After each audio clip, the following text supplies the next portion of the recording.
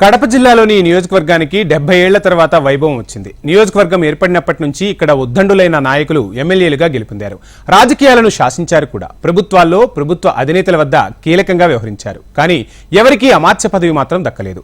మొట్టమొదటిసారి గెలిచిన యువ ఎమ్మెల్యే చంద్రబాబు కేబినెట్లో మంత్రి పదవిని దక్కించుకున్నారు. ఉమ్మడి కడప జిల్లాలో ఉద్దండులైన నాయకులు ఎమ్మెల్యేలుగా ఎన్నికైనా వారెవరికీ ఈ అవకాశం రాలేదు.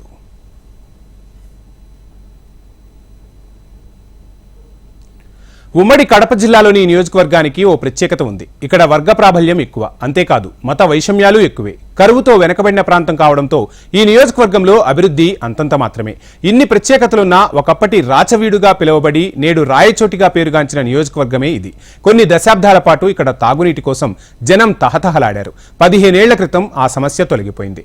ఇక్కడ ఉద్దండులైన నాయకులు ఎమ్మెల్యేలుగా గెలుపొందారు.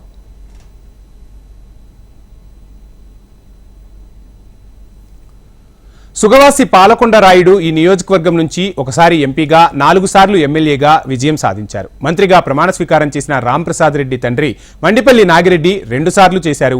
ఆయన సోదరుడు నారాయణ రెడ్డి 2 సార్లు, గడ్డికోట శ్రీకాంత్ రెడ్డి 4 సార్లు ఎమ్మెల్యేలుగా గెలుపొందారు. ఇలా 1కి 2 సార్లు గెలిచిన లీడర్లు ఉన్నారు. కానీ వారెవరికీ మంత్రి పదవి దక్కలేదు.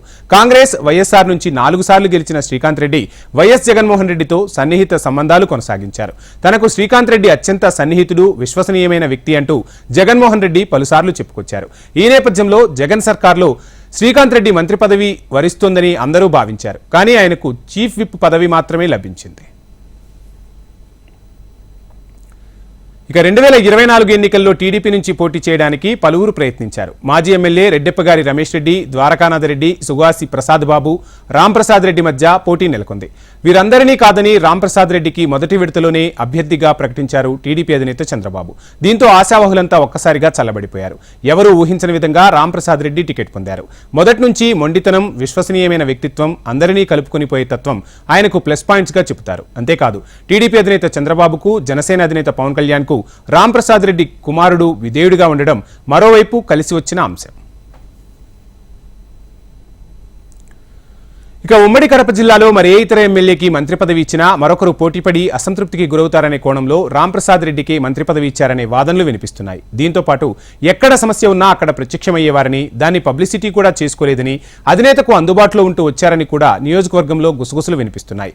యువగళం పాదయాత్రతో పాటు చంద్రబాబు కార్యక్రమాల్లో క్రియాశీలకంగా పాల్గొని పనిచేశారు. అంగళ్లలో జరిగిన దాడుల సంఘటనలో రాంప్రసాద్ రెడ్డిపై కేసు నమోదైంది. ఈ అంశాలన్నీ రాంప్రసాద్ రెడ్డికి మంత్రి పదవి రావడానికి కారణమయ్యాయని రాజకీయ విశ్లేషకులు చెబుతున్నారు. ఇక రాయచోటి నియోజకవర్గం ఏర్పడినప్పటి నుంచి 18 సార్లు ఎన్నికలు జరిగితే ఇప్పటి వరకు ఎవరికీ మంత్రి పదవులు రాలేదు. కానీ గత ఎన్నికల్లో టీడీపీ అభ్యర్థిగా విజయం సాధించిన రాంప్రసాద్ రెడ్డికి మంత్రి పదవి రావడం పట్ల ఆయన వర్గంలో హర్షాతిరేకాలు వ్యక్తమవుతున్నాయి. 70 ఏళ్ల తర్వాత రాయచోటి నియోజకవర్గ ఎమ్మెల్యేకు మంత్రి పదవి రావడంతో నియోజకవర్గ ప్రజలు కూడా ఆనందం వ్యక్తం చేస్తున్నారు. ఇకనైనా నియోజకవర్గం అభివృద్ధి జరుగుతోందని ఆశిస్తున్నారు. ఏది ఏమైనా రాంప్రసాద్ రెడ్డికి మంత్రి పదవి రావడంతో నియోజకవర్గ ప్రజల చిరకాల కోరిక నెరవేరిందని, ఇక్కడి ప్రజల ఆనందం అంబరాన్ని అంటుందని చెప్పొచ్చు.